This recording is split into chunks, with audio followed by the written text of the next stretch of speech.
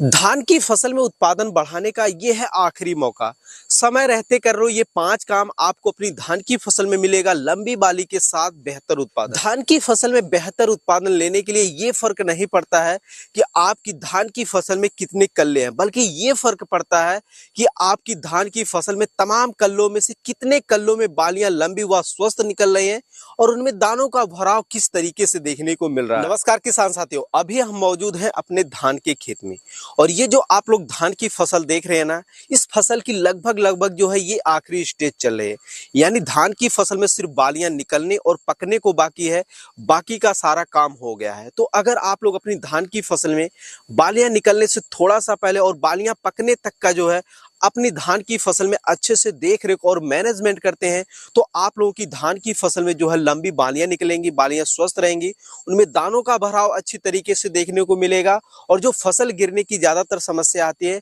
वो भी देखने को नहीं मिलेगी। तो धान की फसल में बालियां निकलने से पहले और बालियां पकने तक का किस तरीके से देख रेख और मैनेजमेंट करें जिससे धान की फसल में बालियां लंबी व स्वस्थ निकले, रोग बीमारी की समस्या ना आए और फसल गिरने की भी समस्या ना आए, यही सब चीजें आज की इस वीडियो में हम आप लोगों को बताने वाले हैं। तो आप लोग वीडियो को पूरा देखें और अपने जरूरतमंद किसान भाइयों के साथ इस वीडियो को शेयर करें और चैनल पे अभी नए हैं तो सब्सक्राइब जरूर कर लें। धान की फसल में बालियां निकलने से लेकर बालियां पकने तक अगर सही मैनेजमेंट की बात करें तो पहले नंबर पर आप लोगों को यह ध्यान रखना है कि जब आप लोगों की धान की फसल में बालियां निकल रही हो उस दौरान आप लोगों को अपनी धान की फसल में कम या ज्यादा मात्रा में सिंचाई बिल्कुल भी नहीं करना है। अगर आप लोग ऐसा करते हैं तो आप लोगों की धान की फसल से जो निकलने वाला उत्पादन है वो काफी ज्यादा प्रभावित देखने को मिलेगा। वो कैसे, आइए जानते हैं। देखिए, अगर आप लोग अपनी धान की फसल में बालियां जब निकल रही हो और पकने तक का अगर आप लोग अपनी धान की फसल में ज्यादा सिंचाई करते हैं, यानी उनमें पानी सूख ही नहीं रहा और आप लोग पानी भरे रहे हैं,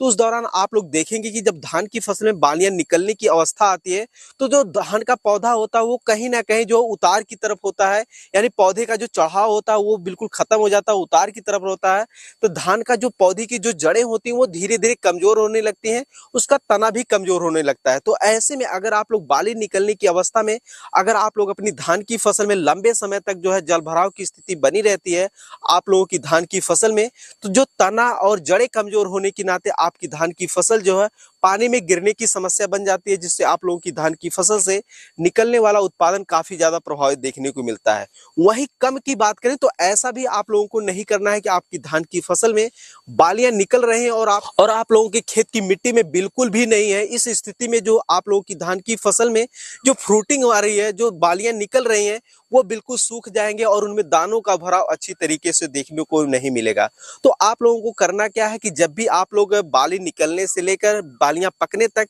जब भी आप लोग अपने खेतों में सिंचाई करें तो ऐसा सिंचाई करें जिससे वह 1 से 2 दिन के अंदर अंदर जो धान की फसल में पानियां लगी हुई है खेत में वो आसानी से सूख जाए। दूसरा चीज आप लोगों को यह ध्यान रखना है कि जब आप लोगों की धान की फसल में बालियां निकल रही हो उस अवस्था में आप लोगों को अपनी धान की फसल में नाइट्रोजन का प्रयोग बिल्कुल भी नहीं करना है। अब आप लोग यही सोच रहे होंगे कि जब भी हमारे धान की फसल में बालियां निकलने की अवस्था आती है तो हम लोग तो यूरिया का प्रयोग कर देते हैं, जिससे धान की फसल में एक ही बार में जो है बालियां बाहर निकल आती हैं। तो आप लोगों को ऐसा बिल्कुल भी नहीं करना है। अगर आप लोग ऐसा करते हैं तो आप लोगों की धान की फसल में जो है वो बालियां निकलने की अवस्था में भी जरूरत से ज्यादा ग्रोथ देखने को मिलेगी। बालियां तो जल्दी निकल जाएंगी लेकिन बालियां लंबी और मजबूत नहीं निकलेंगी, उनमें दानों का भराव अच्छी तरीके से देखने को नहीं मिलेगा। अब आप लोग सोच रहे हैं कि जब यूरिया का प्रयोग नहीं करना है तो हमें किस चीज का प्रयोग करना चाहिए। तो देखिए किसान साथियों, धान की फसल में बालियां निकलने की अवस्था में धान के पौधों को मुख्यतः 3 प्रकार के पोषक तत्वों की आवश्यकता पड़ती है।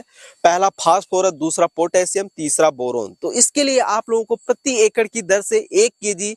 NPK 05234 और प्लस 100 ग्राम जो है बोरोन लेना है। दोनों को आपस में मिक्स करके 150 लीटर से लेकर 200 लीटर पानी में मिक्स करके अगर आप लोग अपनी फसलों में जो है स्प्रे कर देते हैं तो आप लोगों की धान की फसल में बालियां एक ही समान एक बार में निकल जाएगी और आप लोगों की धान की फसल में बालियां लंबी व स्वस्थ रहेंगी और उनमें दानों का भराव अच्छी तरीके से देखने को मिलेगा। तो आप लोग नाइट्रोजन के बजाय एनपीके 05234 और बोरोन का स्प्रे करें तो आप लोगों को अच्छा रिजल्ट देखने को मिलेगा। तीसरा चीज आप लोगों को यह ध्यान रखना है कि धान की फसल में जब भी बालियां निकलने की अवस्था आती है उस समय धान की फसल में जो है ज्यादातर कीट व रोग की समस्या आती है। तो अगर आप लोग अपनी धान की फसल से अच्छा उत्पादन लेना चाहते हैं तो उन कीट व रोग को नियंत्रण करना बहुत ही ज्यादा जरूरी हो जाता है। अगर कीट की बात करें तो धान की फसल में ज्यादातर जो है बालियां निकलने से पहले जो है वो तना छेदक कीट का अटैक होता है। तो उसका नियंत्रण करने के लिए किसान साथियों आप लोग एफएमसी कंपनी का कोराजन 80 ml प्रति एकड़ के हिसाब से 200 लीटर पानी में घोल बनाकर अगर आप लोग स्प्रे करते हैं